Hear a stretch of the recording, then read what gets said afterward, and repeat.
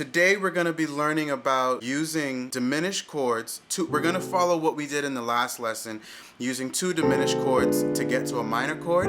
However, we're going to add some inner voicing to it, okay? Instead of it being like this,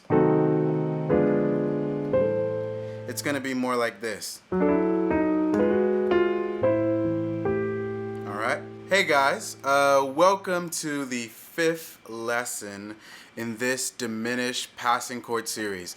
I'm really excited for what I'm going to show you today, quite frankly, because I feel like I'm sharing a little piece of myself with you. I taught myself this move, so I didn't learn this or hear anybody do it per se. I'm sure there are a ton of guys doing it, but it's something I just felt like I discovered on my own, you know? And so here it is, all right? This is a disclaimer. If you are a beginner or an intermediate piano player, or you haven't been paying attention to the other videos in this series, I'm going to say that I'm going to move quite quickly. It's just because there's so much information to cover, and you have to have quite a bit of a foundation already to understand what's going on. So let's get right in. How do you find it? First, you locate the diminished chords that you're going to. So we're going to use a G flat diminished to an A flat diminished to get to this A minor. And what you do is you play the root in your left hand, you play the minor third in your right, you play the flat 7 in your right, and then you go down a half step from the flat 7. So, and I'm actually sliding up from this D to this flat 7 E to this E flat. So,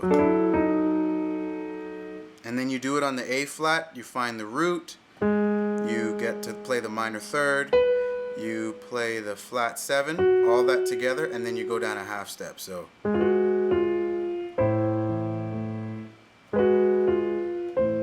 right, and I'm sliding up from this F to this G flat to get to this A minor. Okay, so here we have it.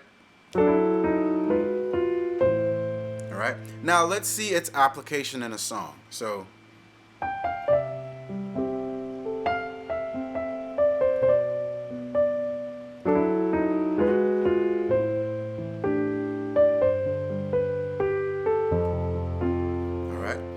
Let's try it in another key, and let's do it in F.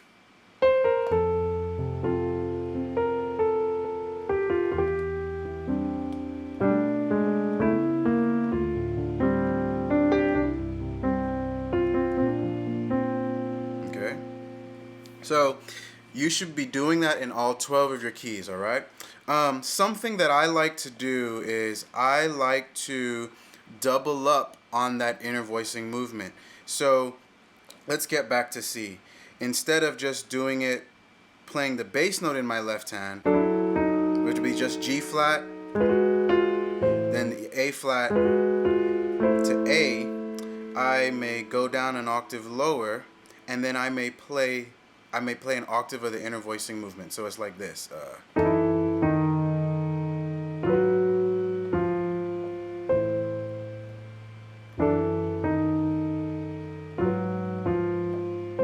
And I think it helps to bring it out so much more.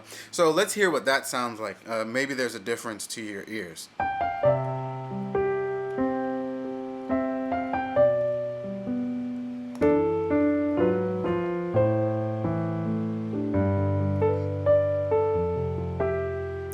Something else that you can do as a passing chord, using a diminished passing chord, is we talked about inversions before, right?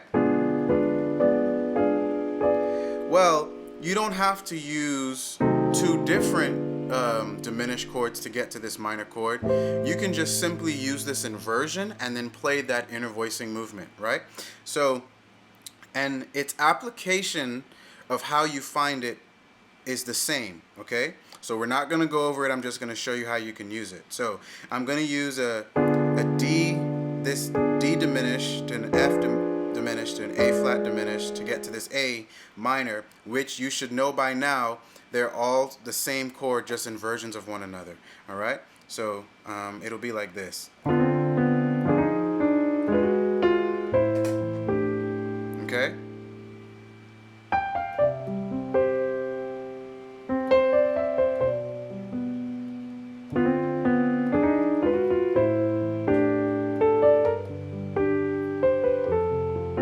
So as you can see, there's just so much room for creativity with what you can do.